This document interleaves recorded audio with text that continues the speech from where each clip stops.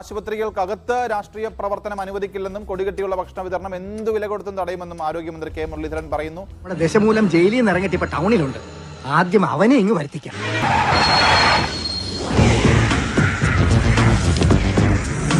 നമ്മളിപ്പോൾ സംസാരിച്ചു കൊണ്ടിരിക്കുമ്പോഴും കേരളത്തിൽ ആയിരക്കണക്കിന് ചെറുപ്പക്കാർ ഈ പൊതിച്ചോർ ശേഖരിക്കാൻ പോയിക്കൊണ്ടിരിക്കുകയാണ്. അറിയാമോ? അറിയില്ല, എന്നാ അറിയണം. കെ കരുണാകരന്റെ ചിത്രം വെച്ചിരിക്കുന്ന വീടുകളിൽ നിന്ന് തരുന്നുണ്ടത്രേ ഈ നമുക്ക് ഈ പൊതിച്ചോറ്. അതെപ്പോ ആഴൊക്കെ ഉണ്ട് ആണോ? എന്നാ കണ്ടില്ല. രാഷ്ട്രീയല്ലതിന് അവരവരുടെ സ്നേഹമാണ്, മനസ്സാണ്, പ്രാർത്ഥനാനിരതമായ മനസ്സുമായി പൊതിച്ചോറ് കെട്ടിക്കൊടുക്കുന്ന അമ്മമാരാണ്. വന്ദിച്ചില്ലെങ്കിലും നിന്ദിക്കരുത് ലക്ഷ്മിക്കുട്ടി. ഇയാൾ എന്തൊക്കെയാണോ ഈ പറയുന്നത്? ഈ സ്നേഹത്തിന്റെ പങ്കിടലുണ്ടല്ലോ, അത് മനസ്സിലാക്കാനുള്ള രാഷ്ട്രീയ സ്കൂളിലല്ല ശ്രീ കെ മുരളീധരൻ പഠിച്ചത് എന്ന് മനസ്സിലായി.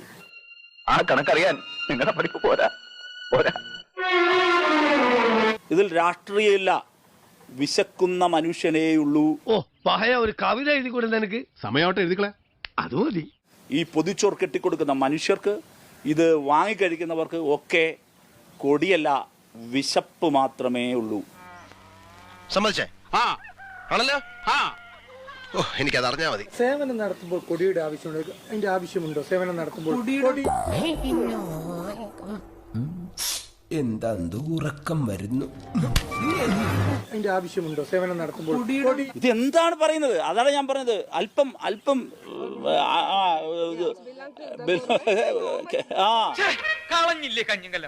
എന്താ പറയാ, ഞാനത് എന്റെ വാക്കുകളെ ഞാൻ നിയന്ത്രിക്കുകയാണ്. അത് ശരിയല്ല.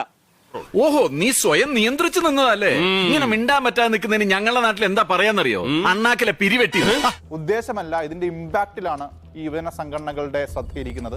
ഇതുകൊണ്ട് അവർക്കുണ്ടാവുന്ന രാഷ്ട്രീയമായ മൈലേജ് കൂടി പ്രധാനമാണ് എന്ന് അവർ പറയുന്നു. ഡ്രൈവർ വണ്ടി എടുത്തോളൂ, ദൗത്യം പാലി. അവന് തലക്കകത്തിൽ കോപ്പമില്ല.